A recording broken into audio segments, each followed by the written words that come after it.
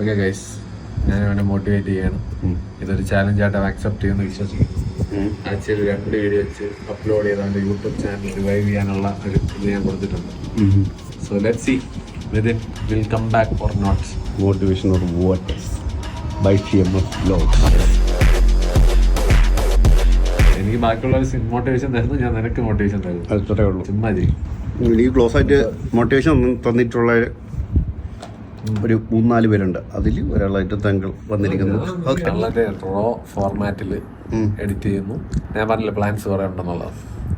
എനിക്ക് ആ ഒരു ചിൽ ലൈഫ് ഉണ്ടല്ലോ എൻ്റെ, അത് എനിക്ക് കാണിക്കുന്ന ആൾക്കാരെ. മുമ്പ് ഒരാൾ ചെയ്യുന്ന കംപ്ലീറ്റ് നിർത്തി ചെയ്യുകയാണ്. ഞാൻ ആരാണെന്ന് പോലും ആൾക്ക് പറയാം, എനിക്കേ അറിഞ്ഞൂടാ. ഗ്യാപ്പ് ഉണ്ടായിരുന്നില്ല. അപ്പൊ എനിക്ക് ഞാൻ പറഞ്ഞില്ലേ, എനിക്ക് സത്യം പറഞ്ഞാൽ ഒരു പാവൻ ലൈഫും നാടൻ സെറ്റപ്പ് ഒന്നും അല്ല. ഞാൻ നല്ല രീതിയിൽ പൊളിച്ചു നടന്ന ഒരാളാണ്. ബേസിക്കലി ആ സാധനം എനിക്ക് ആൾക്കാരെയും കാണിക്കണം. ഇപ്പൊ എല്ലാരും മനസ്സിലാക്കി വെച്ചേക്കണത് ഒരു ഇൻട്രോവേർട്ട് പാവപ്പെട്ടൊരു മനുഷ്യ. അയ്യോ, ഇയാൾ എന്തെങ്കിലും ഇനിയിപ്പോ എന്തെങ്കിലും കാര്യങ്ങൾ ചെയ്താൽ അത് ചിലപ്പോൾ ഇഷ്ടപ്പെട്ടില്ലെങ്കിൽ കോൺട്രവേഴ്സി ആവും. കാരണം എനിക്ക് അങ്ങനെയൊന്നുമില്ല, ആ ഒരു ടൈപ്പ് ഓഫ് ജഡ്ജ്മെന്റ് ഞാൻ ഒരിക്കലും പേടിക്കുന്നില്ല. പക്ഷെ എനിക്കെന്ന് പറഞ്ഞു കഴിഞ്ഞാൽ ആൾക്കാർ എന്നെ സപ്പോർട്ട് ചെയ്തപ്പോഴാണ് എനിക്ക് ഈ വ്ളോഗ് എന്ന് പറഞ്ഞ സാധനം തുടങ്ങാനുള്ള ഒരു ഇത് വന്നത്. പക്ഷെ എല്ലാവർക്കും അറിയാം ഞാൻ എന്റെ ഫ്രണ്ട്സിനോട് എങ്ങനെയാണ് നിൽക്കണേന്നുള്ളത്. ഞാൻ കട്ട എക്സ്ട്രോവേർട്ടാണ്. ഇപ്പൊ കാർത്തിയിലൂടെ വരുമ്പോ വ്ളോഗിന്റെ ഡിഫറൻസ് ഞാൻ ആൾക്കാരെ ഡിപ്പെൻഡ് ചെയ്തിരിക്കാം. നമുക്ക് നമ്മുടേതായിട്ടുള്ള ഒരു കംഫർട്ട് സോൺ ഉണ്ട്. ആൾക്കാർ അങ്ങനത്തെ കംഫർട്ട് ആൾക്കാരും ഉണ്ട്. അവരോട് നമ്മള് അറ്റ് ദ എക്സ്ട്രീം ലെവലാണ്. എക്സ്ട്രോവേർട്സ് വരെ പേടിച്ചോടും. എടാ, ഇൻട്രോവേർട്സ് എന്ന് പറഞ്ഞു കഴിഞ്ഞാൽ സൈലന്റ് എക്സ്ട്രോവേർട്സ് ആണ്. മനസ്സിലായല്ലേ? അവന്മാര് ചൊറിയാൻ പോയി നോക്ക് നീ ഇൻട്രോവേർട്സിനെ. ചിലവന്മാര് ചിലപ്പോ പാവത്തിനെ പോലെ ഇരിക്കും. ഈ സിനിമയിലൊക്കെ കാണിക്കാറില്ലേ, ഏറ്റവും കട്ട സൂപ്പർ ഹീറോ ചെറുക്കന്മാരൊക്കെ ഉണ്ടല്ലോ, ധനുഷിനെയൊക്കെ പോലെ ഇരിക്കും. അവനൊക്കെ ഇങ്ങനെ സൈലന്റ് ആയിട്ടിരിക്കും. അവന്മാരെ പോയി ചൊറിയും. പിന്നെ അവൻ ആ ലെവൽ എക്സ്ട്രോവേർട്ട് ലെവലിൽ കാണും ആൾക്കാർ. അതേപോലെ ഇൻട്രോവേർട്സിന് സത്യം പറഞ്ഞു കഴിഞ്ഞാൽ അങ്ങനെ അറ്റൻഷൻ സീക്കിങ് സംഭവങ്ങളൊന്നും ഇല്ല. എന്നാ അവരുടെ ലൈഫ് ഈ എക്സ്ട്രോവേർട്സിനെ കാട്ടി കിടിലാണ്. അവർക്ക് ആ ഒരു എന്താ പറയുള്ളൂ, ഭയങ്കര ഒരു കമ്പോസ്റ്റ് തിങ്കിങ് ആണ്. നമ്മൾ ഒരിക്കലും ഇമ്പൾസീവ് ആയിട്ട് തിങ്ക് ചെയ്യുന്നതല്ല. ഒരു സാധനം 100 വട്ടം ആലോചിച്ച് നമ്മൾ ആ 10 തവണ ആലോചിച്ചിട്ട് 11ാമത്തെ വട്ടം മാത്രമേ നമ്മളത് ചെയ്യുള്ളൂ. 10 പോസിബിലിറ്റീസ് ആണ് തിങ്ക് ചെയ്യുന്നത്. ആ സാധനം വർക്കാവോ ഇല്ലേ എന്നൊക്കെ ഉള്ള രീതിയിൽ നമ്മൾ ആലോചിച്ചിട്ട് ആ ഒരു സ്ലോനെസ് ഉണ്ട് നമുക്കൊക്കെ ഇൻട്രോവേർട്സിന്. പക്ഷെ നമ്മൾ ചെയ്യണതൊക്കെ നല്ല എന്റെ എക്സ്ട്രോവേർട്ട് ചെയ്യണതിന്റെ അപ്പുറമാണ് നമ്മളൊക്കെ ചെയ്യണത്. ക്രിയേറ്റീവ് ആൾക്കാരാണ് ഇൻട്രോവേർട്സ് ആണ്. ഏകദേശം മിക്ക ഇൻട്രോവേർട്സിന് അകത്തൊരു ക്രിയേറ്റിവിറ്റി ഉണ്ട്. അതെന്തുകൊണ്ട് ആ ഒരു പേഷ്യൻസിൽ ഇങ്ങനെ ബിൽഡ് ചെയ്ത് അങ്ങനെ നല്ല പേഷ്യൻസ് ആണ് ഇൻട്രോവേർട്സിന്. മനസ്സിലായില്ലേ? ഇപ്പൊ നമുക്കൊക്കെ ഇപ്പൊ വ്ളോഗിങ്ങിന്റെ കേസ് തന്നെ അവിടെ ഇത്രയും നാളായിട്ട് ഞാൻ വിചാരിക്കുന്ന ഒരു കാര്യം എന്ന് പറയുമോ, അത് ഞാൻ അല്ല, നിന്റെ മുതലാളി തന്നെ കുറച്ചൊരു ഞാൻ അല്ലേ അങ്ങനെ ആ ഫുഡ് വ്ളോഗിൽ എടുത്തോണ്ട് പോയില്ലെങ്കിൽ ഞാൻ ഉണ്ടല്ലോ ആ പോഡ്കാസ്റ്റിലും കൊണ്ട് ഇരുത്തിയില്ലായിരുന്നെങ്കിൽ ഞാൻ ഇരുന്നേനെ, ഞാൻ തുടങ്ങൂല. ഞാൻ കാഫേ കണ്ടല്ലോ, മറ്റേ ഇവിടെ ഫ്രഞ്ച് ടോസ്റ്റ് വെച്ച് കണ്ടില്ല നമ്മള്. അന്നിരുന്ന പോലെ അവിടെ ഒറ്റയ്ക്ക് പോയി എവിടെയെങ്കിലും ഒറ്റയ്ക്ക് പോയിരുന്നു ചായ വീട്ടിൽ പോയി. ഹാഫ് കൊച്ചി എനിക്കറിയാം, മിക്ക ആൾക്കാരെ എനിക്കറിയാം. പക്ഷെ ഞാൻ എന്നെ കാണുന്നവരൊക്കെ എല്ലാ കഫേയിലും ഞാൻ ഒറ്റയ്ക്കായിരിക്കും മിക്കപ്പോഴും ഇരിക്കുന്ന. വല്ല റെയർലി മാത്രമേ ഉള്ളൂ എനിക്ക് ആരെങ്കിലും കാണണമെന്ന് തോന്നി ഞാൻ ഇൻസ്റ്റയിലുള്ള വല്ല ഫ്രണ്ട്സിനൊക്കെ, ഇൻസ്റ്റയിൽ ഇഷ്ടം പോലെ വർഷമായിട്ട് ഫ്രണ്ട്സ് ആയിട്ടുള്ളവരെ ഞാൻ നേരിട്ട് കണ്ടിട്ടില്ല. അപ്പൊ ഇതിൽ നിന്നൊക്കെ 1-2 ആൾക്കാർ ഇങ്ങനെ വിളിച്ച് കാണുന്ന അങ്ങനെ അത് മൂടുള്ളപ്പോ. അല്ലാത്തപ്പോ ഞാൻ എപ്പോഴും ഒറ്റയ്ക്കാണ്. എനിക്ക് അതാണ് ഇഷ്ടം. ഒറ്റയ്ക്ക് പോയി ഇരിക്കുമ്പോഴും നീ ആലോചിച്ച് നോക്കണേ, ആ കഫേയിലുള്ള എല്ലാവരും എനിക്കറിയാം. അവരൊക്കെ അധികം കത്തിച്ചുകൊണ്ടാണ് ഇരിക്കുന്നത്. മുതലാളിമാരെ അറിയാം, പിന്നെ അവിടെ വരുന്നവരിൽ മിക്കവരെയും എനിക്കറിയാം. അപ്പൊ ഞാൻ ഒറ്റയ്ക്കാണെങ്കിലും സംസാരം നടക്കുന്നുണ്ട്. സോ ബേസിക്കലി എന്റെ കമ്മ്യൂണിക്കേഷൻ അവിടെ ലാഗ് ഒന്നുമില്ല. നമുക്കിപ്പോ ഒരാളെ കാണുമ്പോൾ അവരോടങ്ങ് ചില്ല് ചെയ്തങ്ങ് പോകും. അപ്പം ആ ഒരു ഇതുള്ളതുകൊണ്ട് ഈ വ്ളോഗ് എന്ന് പറയുന്ന ഒരു വിഷയമല്ല. ആ കൂടെ ഈ വ്ളോഗിന്റെ കുറെ ടേംസ് ഒക്കെ ഉണ്ട്. നമ്മൾ ആൾക്കാർ സംസാരിക്കുന്ന ലൈക്ക് അതെന്തോ ആ ഒരു കണക്ഷൻ വരണം നമുക്ക് ഈ വ്ളോഗ് ഓഡിയൻസുമായിട്ട്. നമ്മളെ ഓഡിയൻസുമായിട്ട് നമ്മൾ ഡയറക്ട്ലി ആ ഒരു അറ്റാച്ച്മെന്റ് വരണം. അതിനുശേഷം നമ്മളെ സംസാരം, ഇപ്പൊ ഞാൻ നിന്റെ അടുത്ത് സംസാരിക്കുന്നില്ലേ, ഇപ്പൊ ഈ സംസാരിക്കുന്നത് ഇത് ഞാൻ നിന്റെ ക്യാമറ നോക്കിയല്ല സംസാരിക്കുന്നത്, ഞാൻ നീ ആയിട്ടാണ് സംസാരിക്കുന്നത്. അപ്പൊ മനസ്സിലായില്ലേ? ആ ഒരു സംഭവം വന്നു കഴിഞ്ഞാൽ ഇത് ക്യാമറയിലും വരണം. ഇപ്പൊ നീ അപ്പുറത്തിരിക്കുന്ന പോലെ അവിടെ ഒരു ഓഡിയൻസ് ഉണ്ടെന്നുള്ള രീതിയിൽ ഞാൻ ഇപ്പൊ സംസാരിക്കുമ്പോൾ കുറച്ചുകൂടെ അത് സ്മൂത്ത് ആവും. ഇപ്പൊ എനിക്ക് ആ ക്യാമറ കോൺഷ്യസ് ഉണ്ട്. ഞാൻ ചെയ്തുകൊണ്ടിരുന്ന ഒരു സാധനമല്ല ഇപ്പൊ ഈ ചെയ്യണത്, ഞാൻ വ്ളോഗിംഗ് എന്ന് പറഞ്ഞാൽ. പക്ഷെ എനിക്ക് സംസാരിക്കാനുള്ള കഴിവുണ്ടാ. ഞാൻ മറ്റേ ബാങ്കിൽ ജോലി പറഞ്ഞിട്ടുണ്ട് പലതാണ്. എന്തായാലും ഒരു ഇൻട്രോവേർട്ട് ആണെങ്കിൽ ശരി, ആ മണ്ഡപത്തിൽ അവിടെ അത്ര ഇരുന്ന് വീഡിയോ എടുക്കൂലല്ലോ. ഒരു ഇൻട്രോവേർട്ട് അങ്ങനെ ചെയ്യൂലല്ലോ. ഞാൻ കൊറേയൊക്കെ നീലക്കുയിൽ ലെവലിലൊക്കെയാണ് ഞാൻ ഫുൾ ഈ വ്ളോഗ് കാണുന്നത്. ഇപ്പൊ ഇടാൻ പോണ അത് ഏകദേശം ഒരു കല്യാണ വീഡിയോ ആണ് മൊത്തം. കല്യാണ വീഡിയോ പോലെയാണ് ഞാൻ ഇങ്ങനെ മൊത്തം എടുത്ത് വെച്ചിട്ടുണ്ട്. പക്ഷെ ഞാൻ പറഞ്ഞില്ലേ, എനിക്ക് കുറെ ഇതുണ്ട്. ഇനി എഡിറ്റിങ്ങിന്റെ ആ ഒരു സംഭവം കൂടെ കഴിഞ്ഞ് കഴിഞ്ഞാൽ ഉണ്ടല്ലോ, പിന്നെ എനിക്ക് തന്നെ ചെയ്യാൻ പറ്റും, എനിക്ക് തന്നെ ഡീൽ ചെയ്യാം എന്റെ ഇഷ്ടത്തിന്. ഞാൻ വലിയ എഫക്ട്സും സാധനമൊന്നും വേണ്ടത്. എനിക്ക് റോ ആയിട്ട് നമ്മൾ എന്താണ് ചെയ്യണത് അതാണ് മെയിൻ കണ്ടന്റ്. ആ സാധനവും ഞാനുമാണ് കണ്ടന്റ്. അല്ലാതെ എനിക്ക് മറ്റേ ഫാഷൻ വ്ളോഗർ ആവണമെന്നോ ട്രാവൽ വ്ളോഗർ അങ്ങനെയൊന്നുമല്ല. ഇനിയുള്ള ലൈഫിൽ നമുക്ക് എന്താണ് ചെയ്യാൻ ആഗ്രഹം അത് നമ്മൾ ചെയ്യുന്നു, അത് എന്റെ ആ ഒരു ഓഡിയൻസിനെ കാണിക്കുന്നു. അതിൽ നമ്മളെ ഇഷ്ടമുള്ളവർ കണ്ടാൽ മതി. അതെ, ഇപ്പൊ നമ്മളെ ആയുസ് തീർന്നു പോയിട്ട് നമുക്ക് ചെയ്യാൻ പറ്റില്ല. എന്റെ ആ ഒരു ഇംപ്രസ് ചെയ്യിപ്പിക്കുന്ന കാലമൊക്കെ കഴിഞ്ഞു. ഇപ്പൊ നീ ഒരു യങ് ആയിട്ടുള്ള ഒരുത്തനാണ്. ഇപ്പൊ നീ ഒരു ചാനൽ തുടങ്ങുമ്പോൾ നിന്റെ മൈൻഡ് സെറ്റ് ഡിഫറെന്റ് ആണ്. നിനക്ക് ചിലപ്പം ആൾക്കാരെ ഇംപ്രസ് ചെയ്യിപ്പിക്കാനുള്ള ഒരു ഇത് കാണും, ഫെയിം വേണമെന്ന് തോന്നും. മനസ്സിലായല്ലേ? യങ്സ്റ്റേഴ്സിനുള്ളൊരു നോർമൽ ഉള്ള സാധനമാണ്. അവരൊക്കെ എന്തിനാണ് തുടങ്ങുന്നത്? ഇപ്പൊ മിക്കവരും തുടങ്ങുന്നതെന്ന് പറഞ്ഞു കഴിഞ്ഞാൽ അവർക്ക് ഇൻസ്റ്റന്റ് ഫെയിം വേണം, ഇൻസ്റ്റന്റ് മണി വേണം. ഇതൊക്കെ വേറെ ഒരിടത്തൊന്നും കിട്ടൂല. ഇങ്ങനത്തെ എന്തെങ്കിലും ഒരു സാധനം അല്ലെങ്കിൽ സോഷ്യൽ മീഡിയ വഴി ഇൻസ്റ്റാഗ്രാം വഴിയോ റീൽ ഉണ്ടാക്കിയിട്ടോ ഒക്കെ ആയിരിക്കും ആ ഒരു ഫെയിം കിട്ടുന്നത്. പക്ഷെ നമുക്ക് ഞാൻ പറഞ്ഞേ, ഇനി എനിക്ക് ഫെയിം കിട്ടിയിട്ടും വലിയ ഇതില്ല. പക്ഷെ എനിക്കെന്ന് പറഞ്ഞാൽ അന്നാ കല്യാണത്തിന് വന്നപ്പം എത്രയോ ചെറുക്കന്മാരൊന്ന് സംസാരിച്ചപ്പോൾ ഭയങ്കര സന്തോഷമായിട്ട്. നമുക്ക് റിയൽ ലൈഫ് സാധനമാണ് എനിക്കിഷ്ടം. മനസ്സിലായില്ലേ? എനിക്ക് അതാകുമ്പം നമുക്കും ഏത് പ്രായത്തിലും തുടങ്ങാം. എന്നാ നമ്മളായിട്ട് ഇരുന്ന് കഴിഞ്ഞാൽ അത് ഇഷ്ടപ്പെടാനും ആൾക്കാരുണ്ടെന്നുള്ളൊരു ഇത് വരും. അതിലാണ് ഞാൻ പോണത്. അല്ലെ എനിക്ക് സത്യം പറഞ്ഞാൽ ഇത് കഴിഞ്ഞ് ഇനി എന്തോന്ന് ഫെയിം പൈസ കിട്ടി കഴിഞ്ഞാൽ സന്തോഷമാണ്. അതായത് ഇപ്പൊ നമുക്ക് എന്തായാലും ഇപ്പം ചാനൽ നടത്തിക്കൊണ്ട് പോകണമെങ്കിൽ നമുക്ക് കാശ് വേണം. അതിൽ എന്തെങ്കിലും പ്രൊമോഷനോ എന്തെങ്കിലും ആ ഒരു സെറ്റപ്പിൽ എത്തി കഴിഞ്ഞ് കഴിഞ്ഞാൽ പുറത്തുപോയി ഒരു ചായ കുടിച്ച് കാണിക്കണമെങ്കിൽ പോലും 10 രൂപയെങ്കിലും വേണ്ട.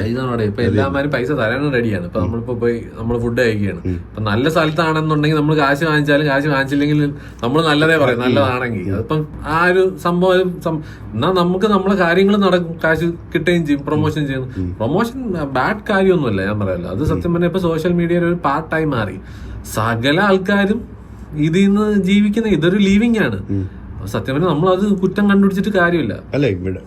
ആരെങ്കിലും ഒന്ന് വന്ന് പ്രൊമോഷൻ തന്നിരുന്നെങ്കിൽ കൊള്ളായിരുന്നു. എന്നാ പിന്നെ ഞാൻ പറയല്ലേ, നമുക്ക് സത്യം പറഞ്ഞാൽ നമുക്കിപ്പോ ഒരു സാധനം യൂസ് ചെയ്തിട്ട് ഞാനും അങ്ങനെ ചെയ്യുള്ളൂ. ഇപ്പൊ ഷാസ് ചെയ്യണ പോലെ തന്നെയാണ്. നമുക്കിപ്പോ ഒരു സാധനം യൂസ് ചെയ്ത് ഇഷ്ടപ്പെട്ട് കഴിഞ്ഞാൽ നമുക്ക് അതിനെപ്പറ്റി നല്ലത് പറയണതിന് പ്രശ്നമില്ല. അതിന്റെ ചീത്ത കാര്യങ്ങളും പറയണം, നല്ല കാര്യങ്ങളും പറയണം. എന്നാ കുറച്ച് നമ്മൾ ഡിപ്ലോമാറ്റിക് ആവേണ്ടി വരും. അത് സത്യം പറഞ്ഞാൽ ഓഡിയൻസിന് മനസ്സിലാവും നമ്മൾ ഡിപ്ലോമാറ്റിക് ആവുമ്പോഴേ അത് പ്രൊമോഷൻ ആണെന്നുള്ളൊരു കാര്യം. അപ്പൊ അതാണ് ഞാൻ പറഞ്ഞത്. അപ്പൊ അങ്ങനെ ചെയ്യണോണ്ട് പ്രശ്നമൊന്നും. പക്ഷെ നമ്മൾ ട്രാൻസ്പാരന്റ് ആയിരിക്കണം. മറ്റേ ഇപ്പൊ പെയ്ഡ് ആഡ് എന്നൊക്കെ പറഞ്ഞ് വരുമല്ലോ നമ്മൾ യൂട്യൂബിലൊക്കെ ഒരു സാധനം ചെയ്യുമ്പോൾ എല്ലാത്തിലും മറ്റേ ഇത് സ്പോൺസേർഡ് ആഡ് ആണെന്ന് അതേപോലെ അങ്ങ് ഇടുക, സാധനം ചെയ്യുക. അപ്പൊ നമ്മളെ പ്രസന്റേഷൻ സ്കിൽസിലോ അല്ലെങ്കിൽ നമ്മളിപ്പം നമ്മുടേതായിട്ടുള്ള ഒരു ടേസ്റ്റിന്റെ രീതിയിലാണ് നമ്മളൊരു സാധനം ചെയ്യണമെങ്കിൽ ആൾക്കാർ അത് അക്സെപ്റ്റ് ചെയ്യും. നമ്മളിത് ആൾക്കാർക്ക് പറയണല്ലോ നമ്മളിത് ഇങ്ങനെയാണ് നമുക്ക് ഇഷ്ടമുള്ള കാര്യങ്ങൾ. കുറെ കഴിയുമ്പോൾ ആൾക്കാർക്ക് മനസ്സിലാവും നമ്മളെ ഇഷ്ടവും അനിഷ്ടങ്ങളും എല്ലാം. കുറെയൊക്കെ ആൾക്കാർക്ക് മനസ്സിലായി അവരതങ്ങ് ഞാൻ പറയില്ല, അത് നമ്മൾ റാൻഡം ആയിട്ട് ഓർഗാനിക് ആയിട്ട് ചെയ്യുന്നത് അവർക്ക് കാണാൻ മനസ്സിലാവും. നമ്മൾ ഈ പ്രൊമോഷൻ ആയിട്ട് ചെയ്യുമ്പോൾ മനസ്സിലാവും. ബിക്കോസ് ഓഡിയൻസ് ബുദ്ധിയുള്ളവരാണ്, നമ്മളെ ഓഡിയൻസ് ആണ്. ഞാനിപ്പോ ഞാനിപ്പോ ഒരു ഓഡിയൻസ് എന്നുള്ള നിലയിലാണ് ഞാൻ വ്ളോഗൊക്കെ ചെയ്യുന്നത്. എനിക്ക് ഏറ്റവും ഇതെന്ന് പറഞ്ഞു കഴിഞ്ഞാൽ ആ ഒരു പോഡ്കാസ്റ്റിന് ശേഷം ആൾക്കാർക്ക് എന്റെ ആ ഒരു റോ സൈഡാണ് ഇഷ്ടം. അതുകൊണ്ട് എനിക്ക് അഭിനയിക്കേണ്ട ആവശ്യമില്ല. ഇപ്പൊ എനിക്കിപ്പോ ഒരു വീഡിയോ ചെയ്ത് ചമ്മലാണ്, എന്റെ എന്തെല്ലാം പ്രശ്നങ്ങളാണ് ഒരു വീഡിയോയിൽ. ഞാൻ ഒരുപാട് ഗൈസ് എന്ന് എനിക്കാണെങ്കിൽ അത് നിർത്താൻ പറ്റുന്നില്ല. ഫുള്ളി യൂട്യൂബർമാരോട് നടന്നല്ലേ. ഇപ്പൊ എവന്റെ കൂടെ നടന്നതാണ് ഏറ്റവും. എവനാണ് ഗൈസിന്റെ മറ്റേ എന്താ പറയല്ലോ ഉത്പാദനം തുടങ്ങി വെച്ചത്. അവന്റെ ആ ഗൈസാണ് സത്യം പറഞ്ഞാൽ നമ്മളെയൊക്കെ വായിലിരിക്കണത്. ഗൈസ് എന്നല്ല വേറെ ഒന്നും പറയാൻ തോന്നല്ല കേട്ടാ. എനിക്ക് അറിഞ്ഞൂടാ. ബാക്കി എല്ലാരും ആൾക്കാരെടുത്ത് ഡ്യൂഡ്, ബോയ്സ് ആൻഡ് ഗേൾസ് ഒക്കെ.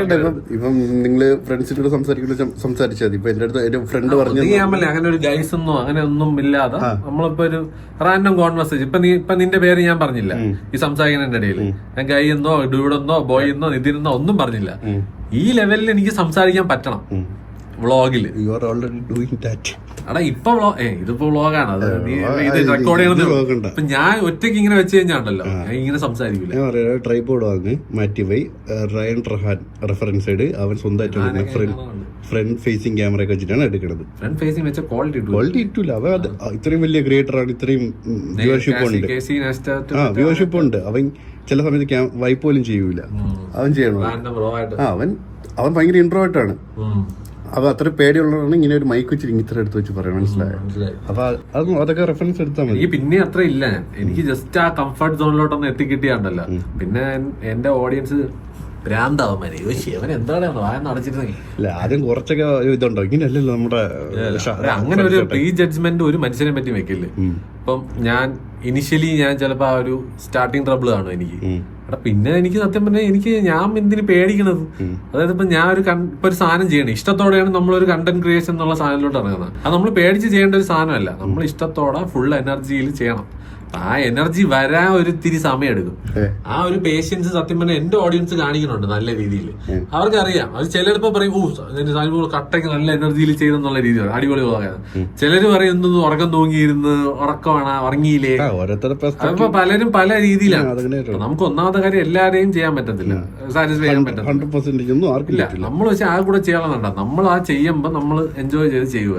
അപ്പൊ നമ്മൾ എൻജോയ് ചെയ്തില്ലെങ്കിൽ അത് വളരെ ക്രിസ്റ്റൽ ക്ലിയർ ആയിട്ട് അവർക്ക് മനസ്സിലാവും. നമ്മളിപ്പോ എന്തെങ്കിലും മൂഡ് ഓഫ് ആണെങ്കിലോ നമുക്ക് എന്തെങ്കിലും നമ്മളെ മൈൻഡിന് അറിയണമെന്നെങ്കിലോ അത് വ്ളോഗിൽ എവിഡന്റ് ആവും. അതിപ്പോ ഏത് കണ്ടന്റ് ക്രിയേറ്റർ ആയാലും അവർക്ക് ഒരിക്കലും അത് ഫേക്ക് ചെയ്യാൻ പറ്റൂല.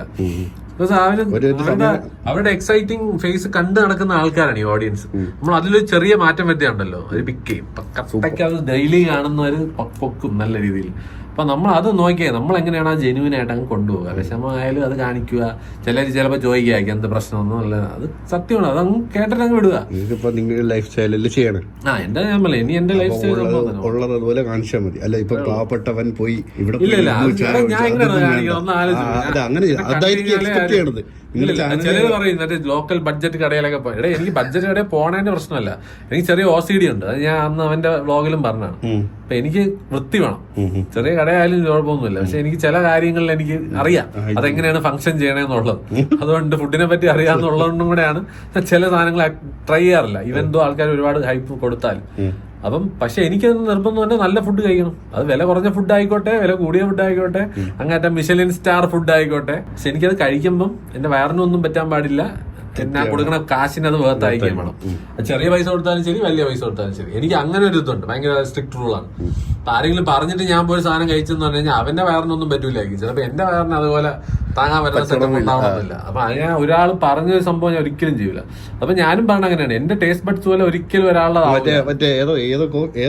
ഏതൊരു കാഫേയില് മറ്റേ കോഫി മറ്റേ അവൻ കുടിച്ചിട്ടല്ലേ ബ്രൂഡ് കോഫി പിടിച്ചിട്ട് അവൻ മറ്റേ പഴകിയ കോഫി.